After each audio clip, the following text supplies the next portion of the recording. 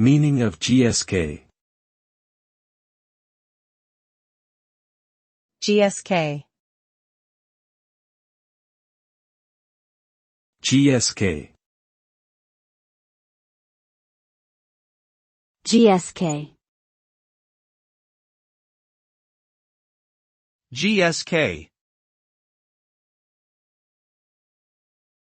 GSK stands for GlaxoSmithKline, a British multinational pharmaceutical company that develops and produces medications, vaccines, and consumer healthcare products. The company was formed in 2000 through the merger of Glaxo Wellcome and SmithKline Beecham.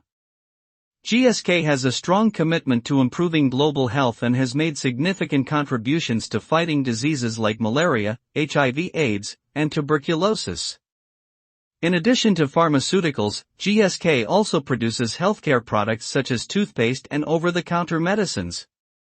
Overall, GSK is a major player in the healthcare industry, with a global presence and a reputation for innovation and civic responsibility.